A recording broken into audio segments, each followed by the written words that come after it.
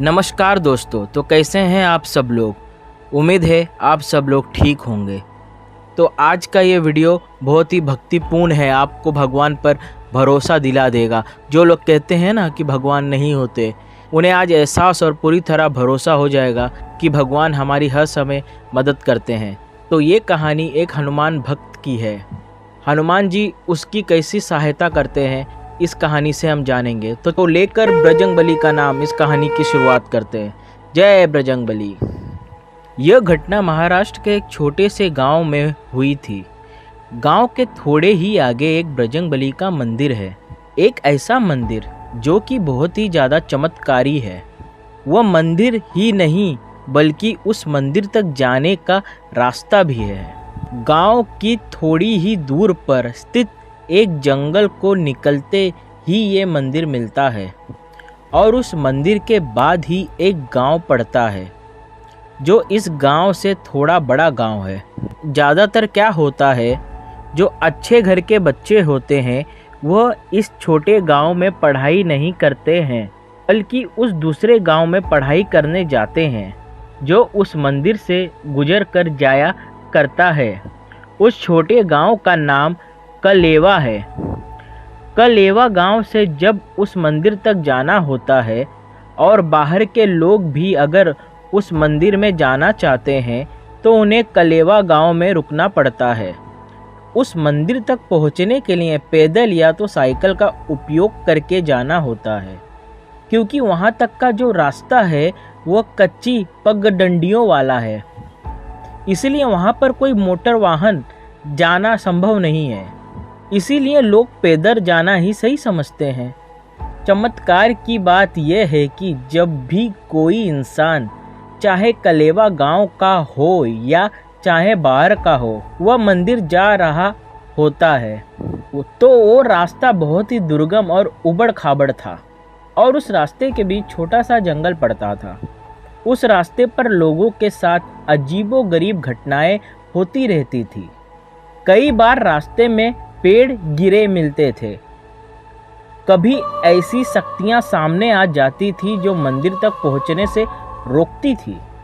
लेकिन जैसे ही उस मंदिर में पहुंचते तो जो चीज़ें रास्ते में आते समय होती थी, जो परेशानियां होती थी, वो सारी की सारी खत्म हो जाती थी।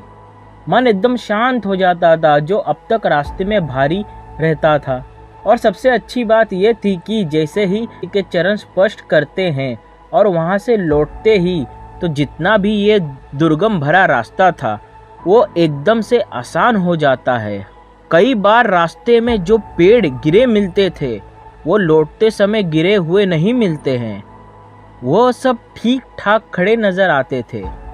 जितना खराब रास्ता, जहां बड़े बड़े गड्ढे मिलते हैं, वो लौटते समय भरे हुए नजर आते थे। ये सब कैसे हो जाता था वह आज तक कोई नहीं समझ पाया। आज इसी रास्ते की एक बहुत खतरनाक घटना है जो कि छलावे से जुड़ी है। दरअसल ये बात है गौरव नाम के लड़के की, जो 10वीं में पढ़ता था। इसका जो स्कूल था वो कलेवा गांव के आगे वाले गांव में था। हमेशा पढ़ने के लिए उस बड़े गांव तक जाना पड़ता था। यह रास्ता हनुमान जी के मंदिर से होकर जाता था। गौरव इसी रास्ते से रोज स्कूल जाता था क्योंकि यह रास्ता छोटा पड़ता था।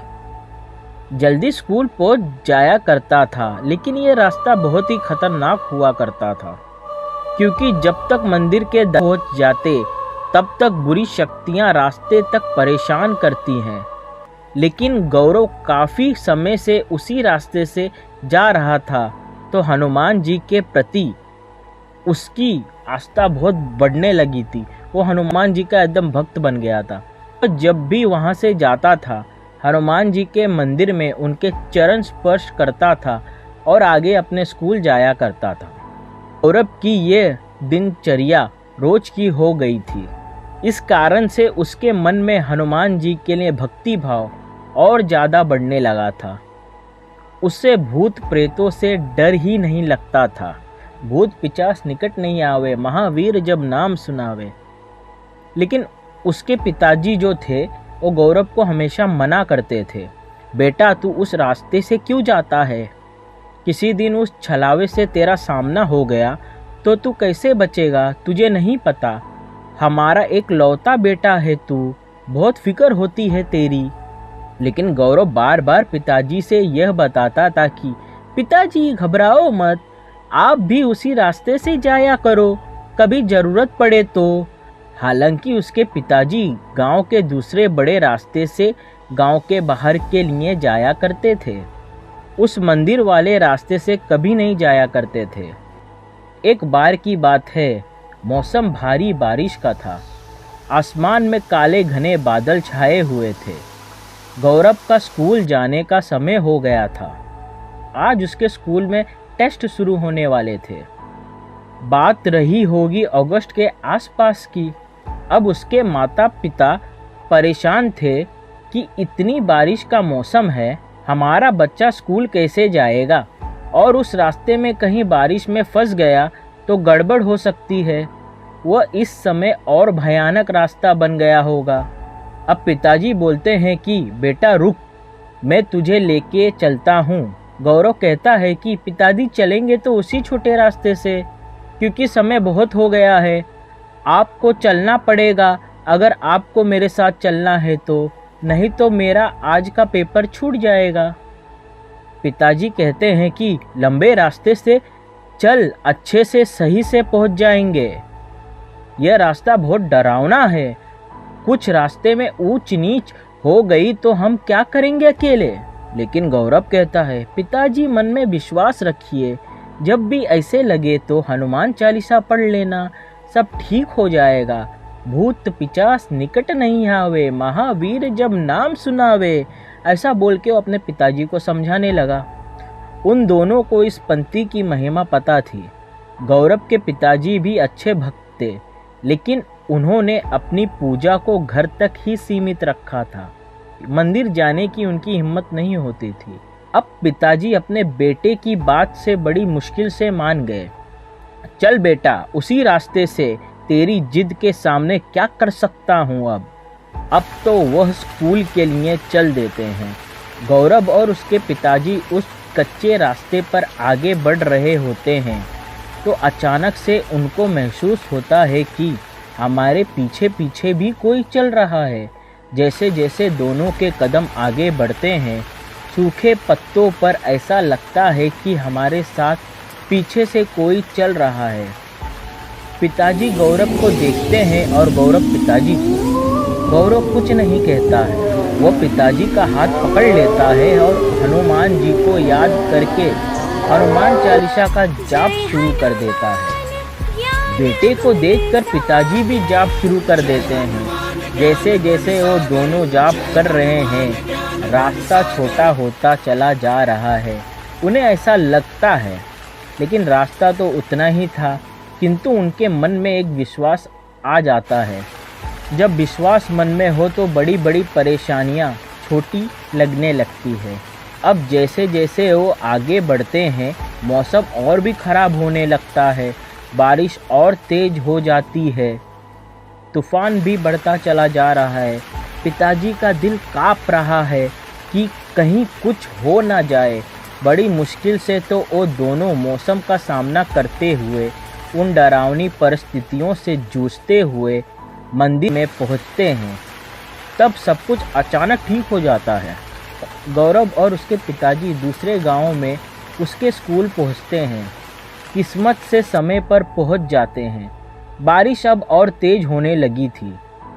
पिताजी सोचते हैं कि मैं वापस लौट जाऊं तो गड़बड़ हो जाएगी। गौरव अपनी परीक्षा दे रहा है, परीक्षा होते ही उसे अपने साथ में ले चलूँगा, तब तक मैं यही बैठ जाता हूँ। गौरव के पिताजी वहीं रुक जाते हैं। परीक्षा होने के बाद 4 बजे उसकी छुट्टी होती है। गौरव बाहर निकल के बोलता है, पिताजी मौसम तो बहुत खराब बना हुआ है। बारिश देखकर ऐसा लग रहा है कि ये बारिश 2-3 दिन तक नहीं रुकेगी। परीक्षा देना ज़रूरी है तो मैं एक काम करता हूँ, इसी गांव में मेरा दोस्त है, उसके घर पर रह जाता हूँ। आप मेरी फिक्र मत करो, आप आराम से घर चले जाओ। पिताजी ने सोचा, बात तो सही कर रहा है ये छोटा है लेकिन समझदार है। पिताजी अपने बेटे को उसके दोस्त के घर पर छोड़कर निकल जाते हैं। बारिश भी ज़्यादा हो गई थी। जो लंबा रास्ता था गांव जाने का, उस रास्ते में नदी नाले पड़े थे, वह अब सब भर गए थे।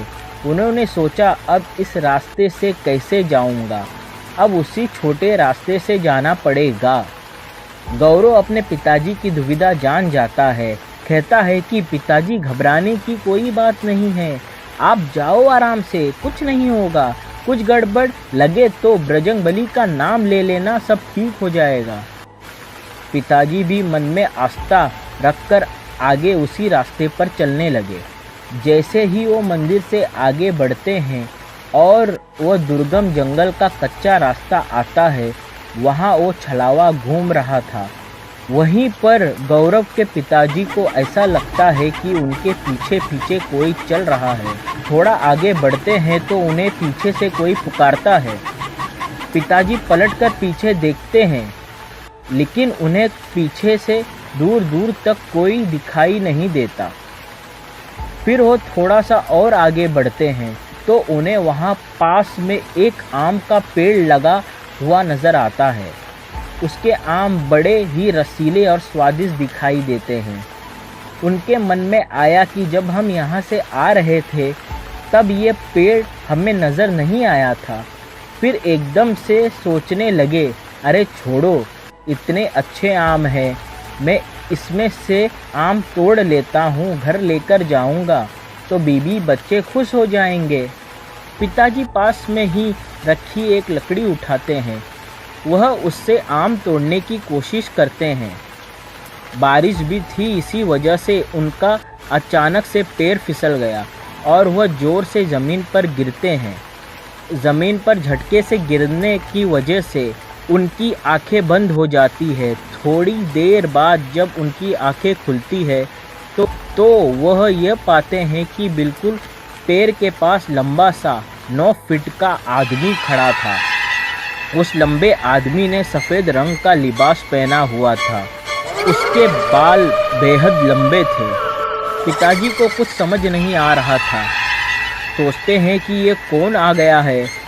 उससे बात करने के लिए उठते हैं कि अचानक से वह आदमी तेज़ी से पेड़ के पीछे चला जाता है।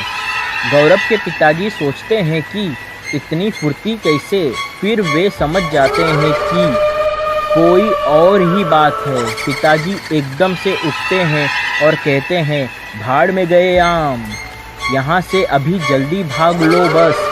अपनी जान बचाने के लिए वो तेज़ी से भागते हैं। वह बस बिना कुछ सोचे भाग रहे थे। घबराहट के कारण उन्हें हनुमान जी की याद ही नहीं आई। पिताजी हनुमान जी का नाम लेना ही भूल गए। वह तो बस भागने में लगे हुए थे। कैसे भी करके बस वह घर पहुंच जाए, यही सोच रहे थे और भाग रहे थे। उनको कुछ समझ में नहीं आ रहा था। जैसे जैसे आगे बढ़ रहे थे वैसे ही पेड़ के पीछे से खड़ा वो आदमी ज़ोर ज़ोर से हंस रहा था। उसकी हंसी माहौल को डरावना बना रही थी। उसकी बड़ी डरावनी हंसी थी जो कि पूरे वातावरण में फैल गई थी। पिताजी तो ऊपर से नीचे तक पूरी तरह काँप रहे थे। वह बोल रहे थे कि भाड़ में जाए दुनियादारी, बस अब कैसे भी करके जल्दी से घर पहुंच जाऊं। मुझे बहुत डर लग रहा है, यहाँ कोई मुझे बचाने वाला भी नहीं है।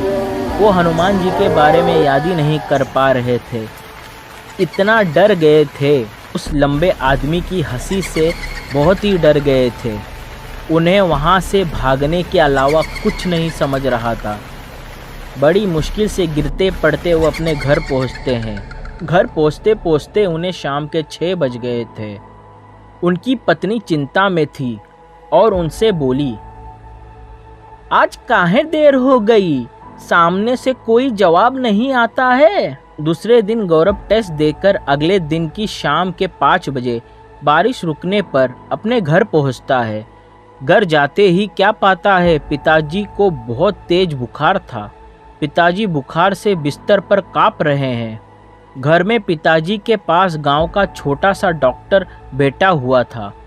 डॉक्टर कहता है इनकी इतनी ज़्यादा तबीयत खराब है कि कुछ कह नहीं सकते, लगता है खाना पीना भी नहीं खा पाएंगे।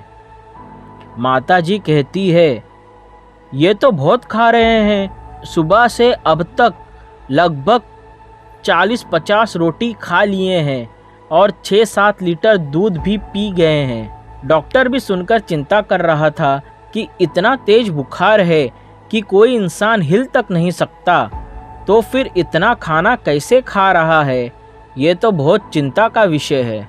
डॉक्टर कहता है कि एक काम करो, आप पास वाले शहर से कोई बड़ा डॉक्टर बुला लो, वह इनका ठीक से इलाज कर सकता है। डॉक्टर बोलता है कि मैं तुम्हारी मदद कर देता हूँ। वह मोबाइल निकालता है और डॉक्टर से बात करता है। वह डॉक्टर कल शाम तक आने का कहता है। फिर अगली शाम शहर से बड़े डॉक्टर आता है। वह पिताजी का चेकअप करता है और बोलता है खाना कितना खा रहे हैं। माताजी ने पिताजी के खाने के बारे में सब बताया। उनकी आंखों के नीचे काले धब्बे पड़े हुए थे। बात ज़्यादा किसी से नहीं कर रहे थे, बस खाना ही खाए जा रहे थे। डॉक्टर भी कुछ नहीं समझ पा रहा था। लेकिन उसी पल गौरव के दिमाग में आता है कि जिस गांव में मेरा स्कूल है, उसी गांव में एक जड़ी बूटी देने वाला बाबा बैठता है और उसकी जड़ी बूटी बड़ी कारगर होती है। तो गौरव अपनी माँ से कहता है कि माँ, पास के ही उस बड़े गांव में एक जड़ी बूटी देने वाला बाबा रहता है, उसकी दवाई से पिताजी जल्दी ठीक हो जाएंगे। अभी शाम के 6 बज रहे हैं, मैं जल्दी से साइकिल लेकर जाता हूँ, 1 घंटे में दवाई लेकर तेजी से आ जाऊँगा। उसकी माँ उसे मना करती है और बोलती है कि नहीं बेटा, तेरे पिताजी की इतनी तबीयत खराब है और तू उस डरावने रास्ते से जाएगा तो कुछ ऊंच नीच हो गई तो अकेले क्या करेगा। गौरव बोलता है हनुमान जी महाराज मेरे साथ हैं, मुझे किसी का कोई डर नहीं है। अब उसकी बात से माँ भी राज़ी हो जाती है। गौरव साइकिल लेकर दूसरे गांव के लिए निकल जाता है। गौरव जैसे जैसे आगे बढ़ता है वैसे वैसे उसे लगता है कि उसका साइकिल का भार काफ़ी बढ़ गया है। उसका साइकिल एकदम हैवी फील होने लगता है, जैसे कोई उसके पीछे बैठा हुआ हो। वह पीछे पलटकर देखता है तो कोई नहीं नज़र आता है। फिर वो चलाने की कोशिश करता है। हवा बहुत तेज़ से चलती है। उसकी साइकिल भी बड़ी मुश्किल से चल पा रही थी। वो साइकिल चला नहीं पा रहा था। बड़ी मुश्किल से ही वो दम लगा के साइकिल चलाने की कोशिश कर रहा था। गौरव को कुछ समझ में नहीं आ रहा था, फिर भी वो बड़ी मेहनत लगाकर आगे बढ़ने की कोशिश करता जा रहा था कि अचानक से साइकिल की चेन उतर जाती है। तो वो चेन चढ़ाने के लिए साइकिल से नीचे उतरता है और चेन चढ़ाने लगता है। वो चेन चढ़ा रहा था कि उसके पीछे एक पेड़ था। पेड़ के पास से आवाज़ आती है, अरे बेटा गौरव, कैसे मिजाज है तेरे? तेरे पिताजी को तो हमने जकड़ रखा है। हम 3 लोग हैं, तुम्हें मज़ा आ रहा है कि नहीं? और खाना खाएंगे। गौरव समझ जाता है कि सब इसी छलावे का धरा है। वह पलटकर नहीं देखता है क्योंकि उसे पता था कि इसी तरह की हवा होती है और उसे गुमराह करने की कोशिश कर रही है, इसीलिए वो पलटकर नहीं देखता। ये छलावा है, मुझे भी छलेगा। जब कभी भी सुनसान रास्ते पर अचानक से आपको कोई पीछे से पुकारे तो पीछे पलटकर मत देखना, वरना इस तरह के छलावे का सामना करना पड़ सकता है। गौरव को ये बात पता थी। गौरव को अब हनुमान जी की याद आती है। वो हनुमान जी का नाम और हनुमान चालीसा का जाप शुरू कर देता है। जाप करते हुए और बड़ी हिम्मत से वो साइकिल की चेन चढ़ाता है और आगे बढ़ने लगता है। भागते हुए वो साइकिल चला कर आगे बढ़ता है और थोड़े समय के बाद ही वो मंदिर के पास आ जाता है। पीछे से जो तेज हवा चल रही थी वो एकदम से थम गई। माहौल पूरा शांत हो गया। मंदिर से होकर वो दूसरे गांव में जाने के लिए आगे बढ़ता है। तब अचानक से मंदिर को देखता है।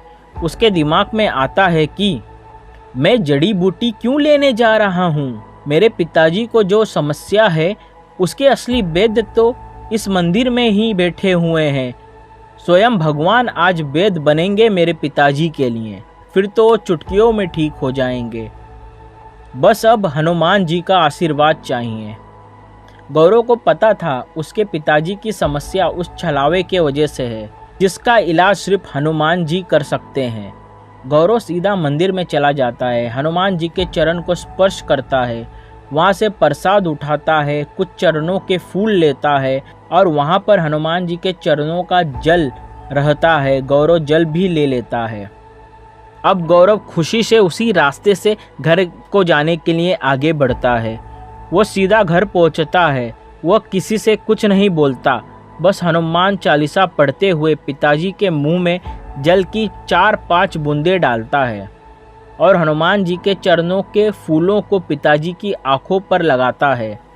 बस फिर क्या था, चमत्कार हुआ। करीब 1 घंटे के बाद गौरव के पिताजी बिल्कुल हष्ट पुष्ट हो गए। उसके पिताजी को अब भूख नहीं लग रही थी। उन्हें अब लग रहा था ना जाने मैंने कितना खा लिया है, अब 2-3 दिन तक कुछ नहीं खाने की ज़रूरत है। उन्होंने 2 दिन तक कुछ नहीं खाया, लेकिन वो फिर अच्छे से ठीक ठाक हो गए और उसके बाद साधारण तरीके से खाना खाने लगे। उस दिन के बाद से उनका परिवार बहुत ही खुशहाल हो गया। फिर तो परिवार में क्या, उसके पूरे रिश्तेदार में बजरंगबली के नाम के चर्चे फैल गए। सब लोग ही बजरंगबली के भक्त बन गए, बजरंगबली को धन्यवाद करते रहे और बजरंगबली का आशीर्वाद लेने के लिए उनके मंदिर में जाया करते थे। बजरंगबली के वो सबसे बड़े भक्त बन गए। सब लोग जान गए कि हनुमान जी ने उस छलावे को अच्छे से सबक सिखाया है। उस दिन के बाद गौरव और उसके पिताजी को मंदिर वाले रास्ते में कभी वो छलावा दिखाई नहीं दिया। अब उसके पिताजी भी बिना डरे मंदिर जाया करते थे। बोलो जय श्री राम, हर हर महादेव। तो दोस्तों, कैसी लगी आपको हनुमान जी और छलावे की ये कहानी? हमें भगवान पे विश्वास होना चाहिए। जब हमारे मन में भगवान का वास है तो हमें किसी खतरे से, किसी बुरी शक्तियों से डरने की कोई ज़रूरत नहीं है। हमारा कोई बाल भी बांका नहीं कर सकता। अगर हमारे मन में विश्वास है और हमें भगवान पर पूरा विश्वास है, हम उनकी पूजा करते हैं और उन पे विश्वास रखते हैं, तो हमारा कुछ बुरा नहीं हो सकता। तो भगवान का नाम लो और बड़े बड़े काम आराम से करो, कोई डरने की ज़रूरत नहीं है। तो आपको ये कहानी कैसे लगी? उम्मीद करता हूँ आपको ये कहानी बहुत पसंद आई होगी। ऐसे ही कहानी सुनने के लिए हमारे चैनल को सब्सक्राइब करना, हमसे जुड़े रहना, इस वीडियो को लाइक करना और इस वीडियो को ज़्यादा से ज़्यादा शेयर करना। सभी लोगों के साथ ये वीडियो शेयर करना कि उन्हें भी भगवान की शक्ति पर भरोसा हो जाए। बोलो जय बजरंगबली, जय श्री राम, हर हर महादेव।